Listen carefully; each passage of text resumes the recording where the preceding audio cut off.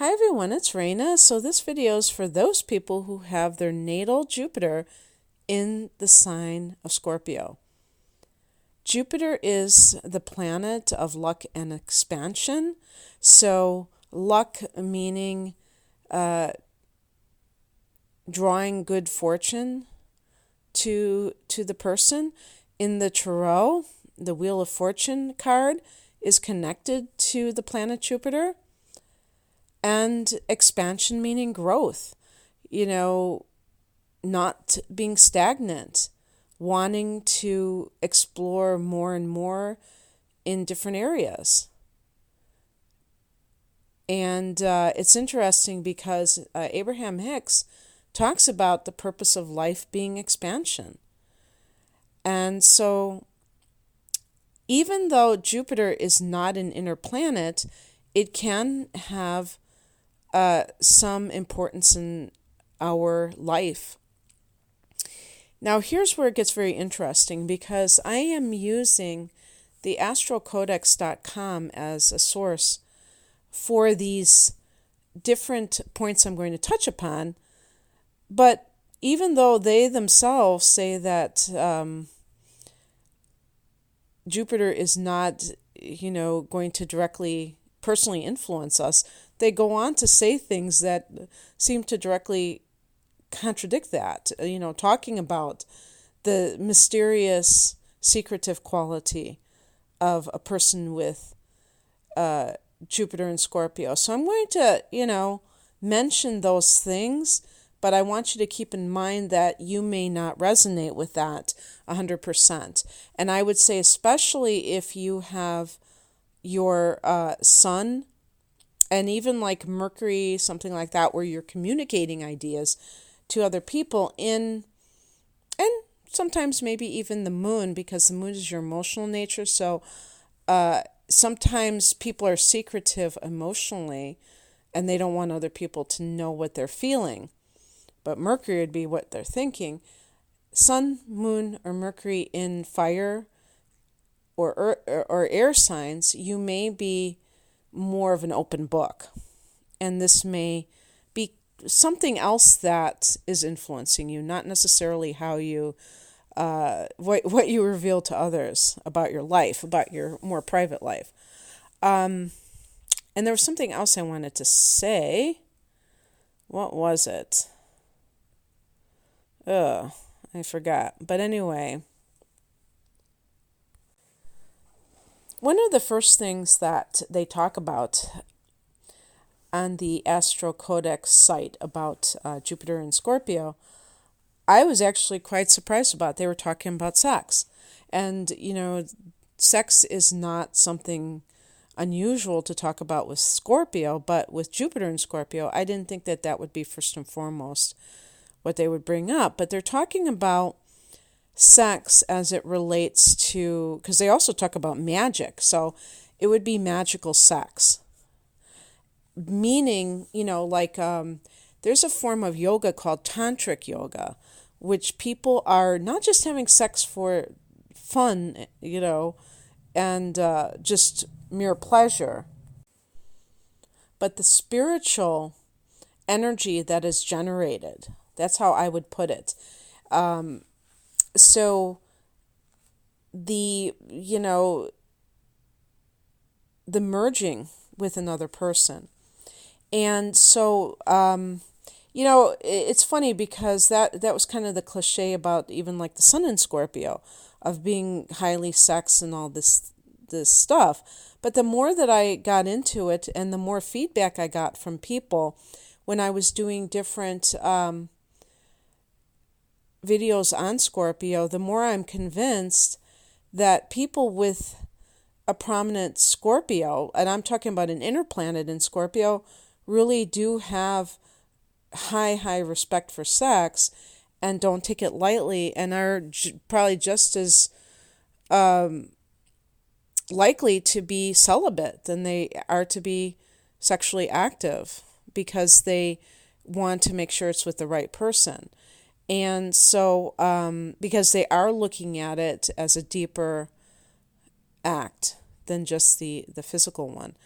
And so combining that with the love of the occult, uh, they don't use the word occult. Oh yeah, they do use it here, but the eighth house is Scorpio's house in the universal chart that rules the eighth house. And so the occult is part of this house. So is other people's money, and that I'll get to that in a minute. But in terms of the spiritual connection with the eighth house, it's going to be more on the metaphysical level, and the issue, we could call it paranormal. Codex calls it paranormal experiences, because it's like things that go bump in the night. The eighth house is the house of the dead. So you're going to have, when you're talking about supernatural experiences, if you're hearing a ghost, for instance, what do you think a ghost is? It's a disembodied entity. It's an entity that, somebody who has crossed over, who may be not ready to relinquish their physical surroundings. So for Jupiter and Scorpio, this may be a theme in your life where you have these experiences, and it's like they're plentiful. Jupiter gives things in abundance. So the thing that I would kind of like differ in what is said on here is that I don't think everybody is going to respond in a similar way or in a positive way. I think it depends on inner planets and also the placement, the aspects to Jupiter. If Jupiter has, some kind of afflictions, a lot of afflictions, then the person may experience these in a negative way. But I think especially more of the sun sign itself. How does that sign relate to the supernatural? So, for instance, earth signs, which tend to want proof of anything that is dealing with phenomena, may be more interested in the scientific community than the metaphysical community, and it may even I think it could even make them very, scared and uncomfortable. And some people with occult talents do shun them. So I'm surprised they don't mention that possibility. They talk here about being interested in magic and being very interested in magic and, metaphysical techniques. Mysticism, as they call it. I really associate this with paganism, with Wicca or witchcraft. And if you think about it, a lot of times the depiction of the pagan, poster child, female at least, there's like that gothic, the dark hair, the raven hair and all that stuff, the black clothing. And again, I think that there is a positive angle to this, but also something to be careful about, because Scorpio is ruled by Pluto and Mars, and there can be that love of power. So sometimes when I think of the witchcraft angle, I think of people trying to control their life through various means, like, incantations, and control the material world, but also in some cases control other people through because the desire nature is associated with doing some rituals, doing some practices to get what they want. Now, obviously, it's not going to always be that extreme where somebody's going to be doing it to control others or that they just have to control everything. I'm just saying because Jupiter is involved, it could magnify this area of life. So, but there could be like just a very strong, pleasurable component of the occult and a the side of life that has to do with the magical realms. And I would even include the eighth house astrology and the tarot. So that might be something that you do as a pleasurable activity, and for some people it becomes some sort of professional endeavor. But I will say too that we're talking about what you can do to become more lucky. So if you're the kind of person and you hear this and it kind of makes you uncomfortable, like you kind of shy away from the paranormal and the mystical and things like that, I would really ask yourself, like, what is going on? Like, what is being triggered? Because there could be something where you had an experience in the past or a lot of experiences and somebody shamed you for them, told you they were bad, and then you kind of like internalize that. Or if you're, like I said before, if your sun sign Mercury is in Earth, for instance, and you think that everything that is not of the world is, an illusion, then you may be somebody who doesn't believe in it, even if it's something that you have experienced. Like you try to put some spin on it that can give an explanation instead of exploring it further. Now, the other aspect of the eighth house is the house it's associated with other people's money and how that relates to you. So Jupiter in Scorpio can obviously mean some sort of enhancement, luck that comes from money that you do not earn directly. A big one that I can think of is inheritance, because eighth house is also the house of death.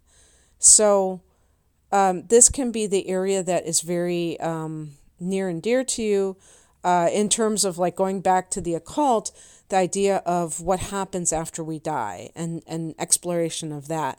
But this can also be on the monetary level of benefiting from the resources of people who have died. But any capacity, this could come into play. So you may have luck securing loans, and other people are like, how did you do that? I tried and, I never was accepted, and people are scratching their heads. Or you marry into money, that you marry somebody who has a lot of money, they make a lot of money per year, or they're from a wealthy family, and regardless of whether or not you stay married to that person, you can still benefit from them later on. And let me see what else I can say about this. I think in general, people with Jupiter in Scorpio are very good with money. The money house is, the second house is supposed to be the money that you earn. The eighth is other people's money, but I think like the fifth has to do with gambling and even maybe stocks, speculation, or things like that. I would put the eighth house with speculation as well, and I think that people with Jupiter in Scorpio tend to be good with investments, and it's like an intuitive thing. But in any case, I think that it can work both ways. I think it can make somebody too materialistic, where they blow up that, or covetous, where they blow up that need for partaking in other people's financial blessings. And if you have Venus in Capricorn, forget about it, because you're going to really be like, what is this potential partner? How much do they make a year? What can I, what's in it for me? Me. And even having the sun in Taurus, could be somebody who,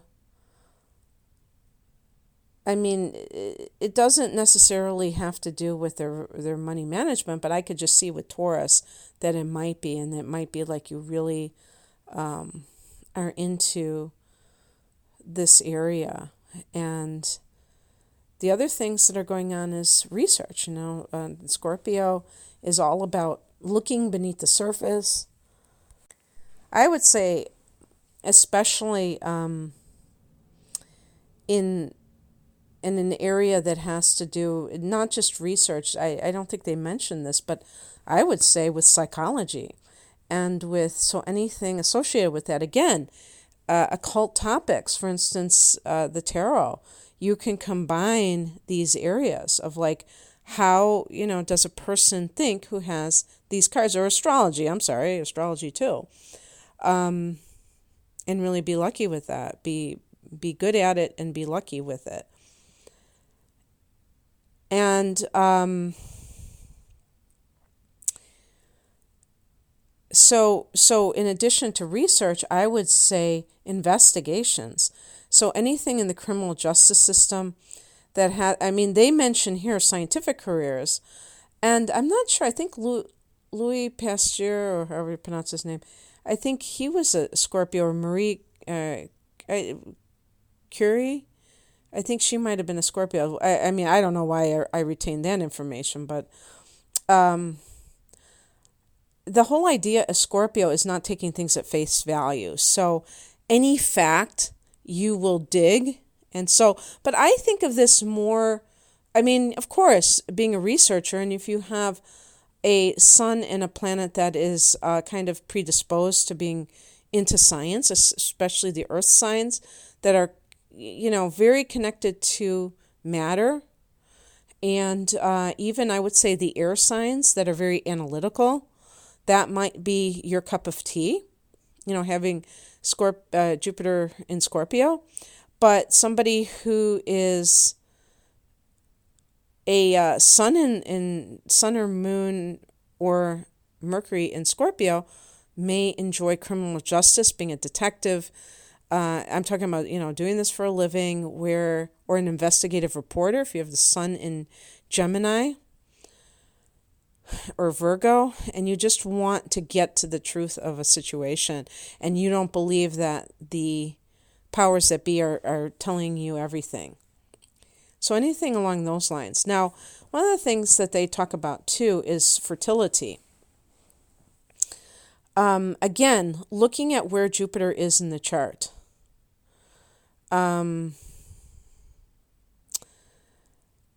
They talk about the sign of Scorpio being very fertile as well. Now, Jupiter in the fifth, the fifth house is conceiving children, so it may mean somebody who conceives multiple children.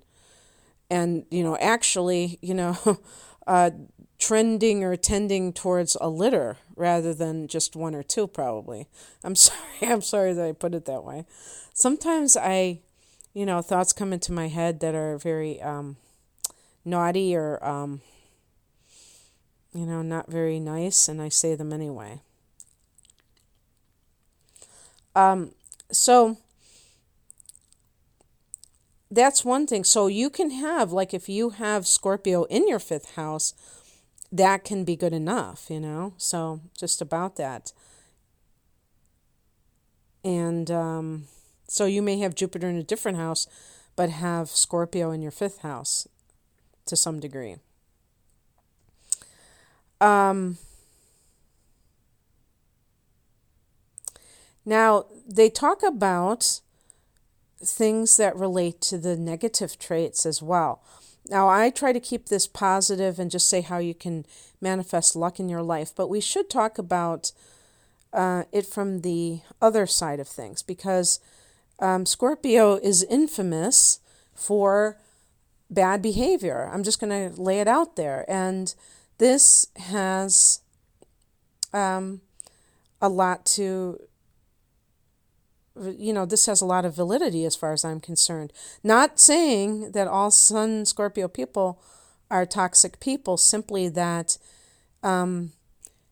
people who have a prominent Scorpio have to be always aware of how, what is motivating them in life. Not to allow revenge to masquerade as, oh, I'm giving constructive criticism, when really you're trying to get back at somebody. So, needless to say, if Jupiter makes things more bigger, I'm just, using funny language there, but if it increases things, and we look at the negative traits of Scorpio, when Jupiter is, afflicted, we can be talking about issues. One of the big ones is obsessive behavior with partners. Scorpio wants to merge at the deepest level with a partner. When there are difficult aspects, the person is more concerned with their control over that person than true intimacy.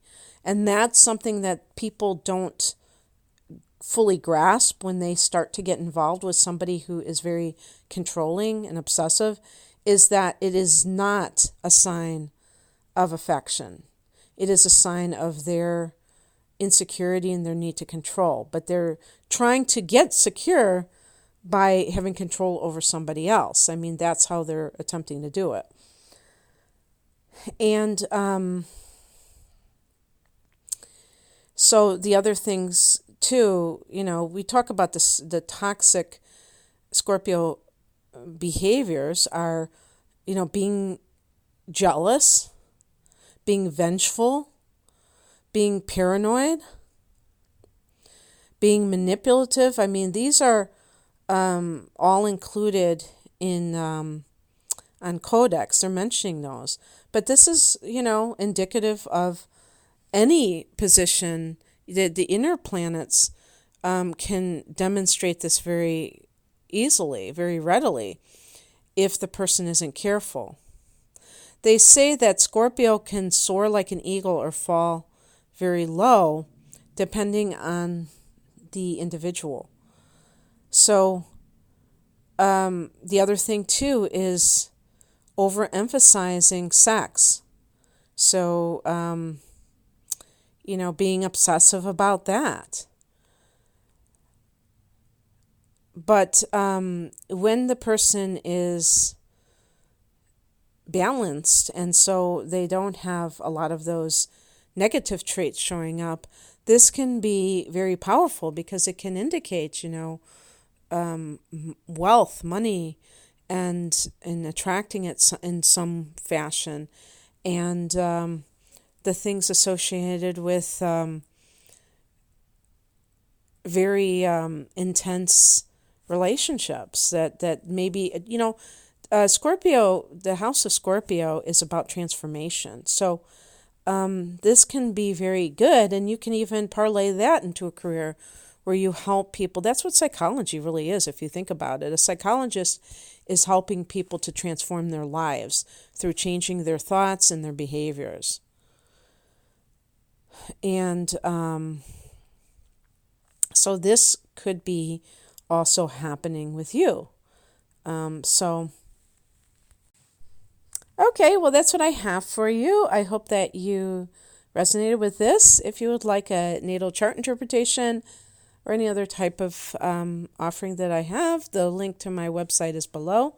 Thanks for listening. Take care. Bye.